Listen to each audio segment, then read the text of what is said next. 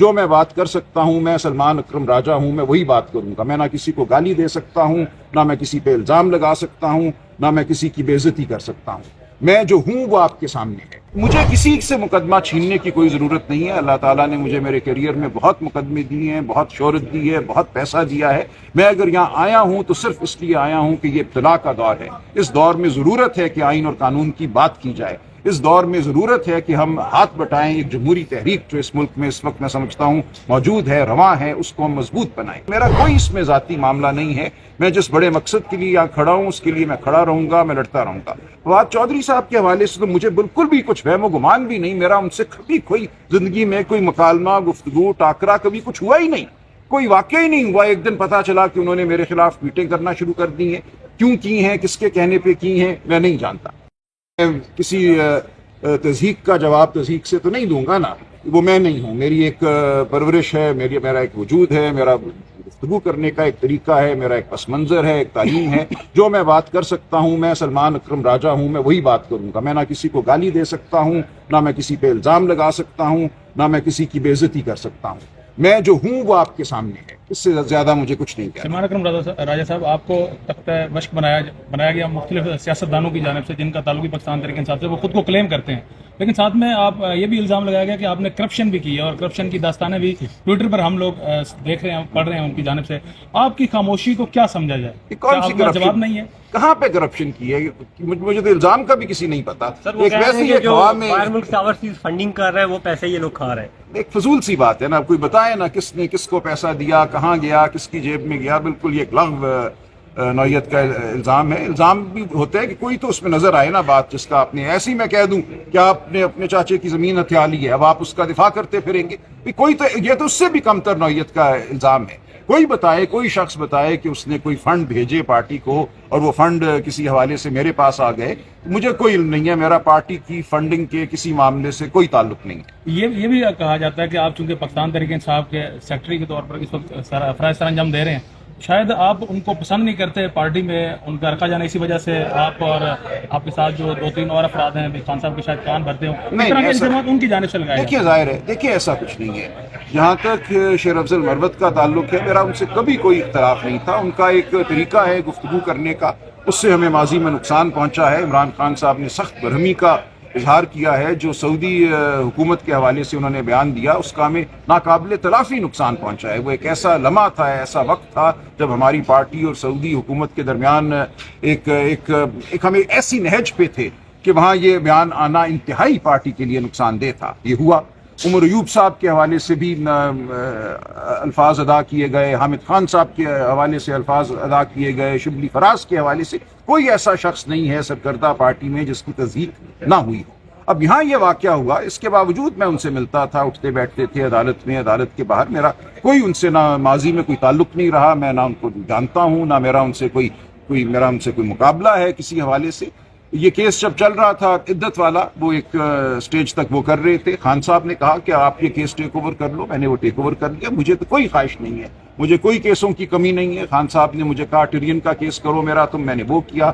اللہ کے فضل سے وہ ہم اس میں بھی سرخرو ہوئے، عدت میں بھی ہم سرخرو ہوئے۔ مجھے سائفر کے دوران کہا گیا کہ بند کمرے میں ہو رہی ہے، اس کو چیلنج کرو، کہو کہ یہ کھلی عدالت میں ہونی چاہیے۔ ہم نے وہ 2 دفعہ کیا، سائفر کو کوش کرایا۔ جیل کے اندر ایک چھوٹا کمرہ تھا، ایک بڑا کمرہ وہاں بنایا گیا، اس میں صحافیوں کو آنے کی اجازت دی گئی، خان صاحب کو بات کرنے کی اجازت دی گئی۔ وہ فیصلہ میرا ہی حاصل کردہ ہے۔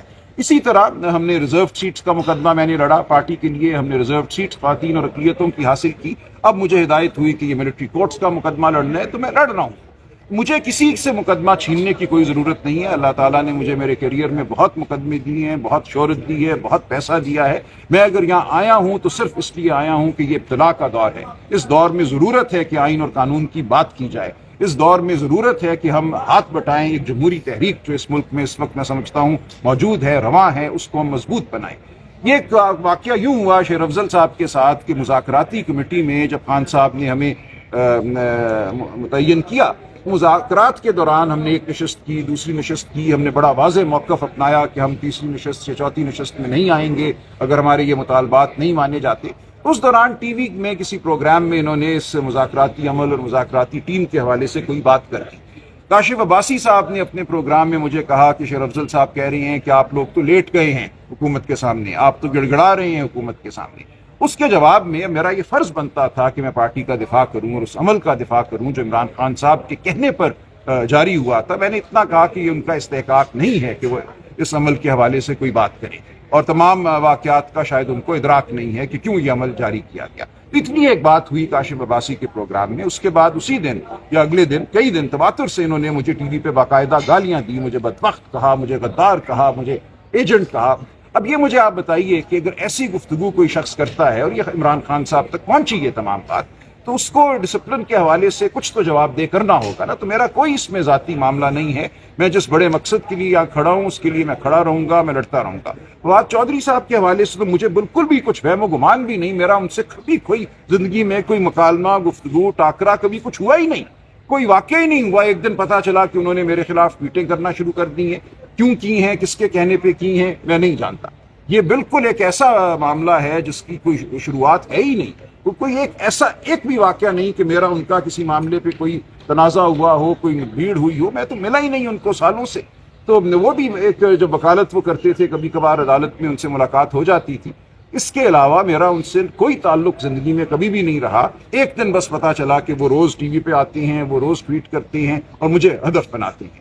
इसकी वजह क्या है ये आप उनसे पूछिए। और ये बिल्कुल एक तरह से 2-3 लोगों ने ये काम एक ही वक्त करना शुरू किया। तो ये लोग इस बारे में कोई बनाते हैं थियरी, मैं कुछ नहीं कह सकता, लेकिन ये बात बिल्कुल वाज़ेह है। अगर आप टाइमलाइन देखेंगे किसने कब क्या कहा, वो आप पे बात वाज़ेह हो जाएगी। तो मेरा फवाद चौधरी से कोई ताल्लुक ना माजी में रहा है, ना अब है, ना मेरा उनसे कोई तनाज़ा है। उन्होंने मेरी वालदा की तज़ीक़ की है, मुझे गालियाँ दी हैं, मुझे रॉ का एजेंट कहा है। ये तमाम बातें उन्होंने खुद पिछले चंद दिनों में कही हैं। मुझे करप्ट कहा है। ये तमाम बातें ऐसी हैं जिनका जवाब आप उनसे नहीं कि किस हवाले से मैं करप्ट हूँ या मैं इस्टेब्लिशमेंट का एजेंट हूँ या मैं रॉ का, दोनों कहा मुझे, इस्टेब्लिशमेंट का एजेंट भी कहा, रॉ का एजेंट भी कहा। दोनों बातें उन्होंने 2 दिनों में कही। तो ये तमाम बातें ऐसी हैं जो लग़्व हैं। इमरान खान साहब तक ये बातें ज़ाहिर है पहुँच गई, उनके ख़ानदान की कल उनसे मुलाकात हुई। वो हर बात को जानते हैं, वो बहुत ज़ीरक एक शख्सियत हैं। वो जानते हैं किससे क्या काम लेना है, कौन नज़रिए पे के हवाले से उनके साथ खड़ा है, किससे कोई वक्ती तौर पे काम लिया जा सकता है। तो ये ठीक है, ये उनकी सवाबदीद है, हम उनके साथ चलेंगे। एक बड़ा नज़रिया जो है वो हमारे सामने है, एक बड़ी तहरीक हमारे सामने है। इस हवाले से मैं अपनी जो कोशिश है वो करता रहूँ।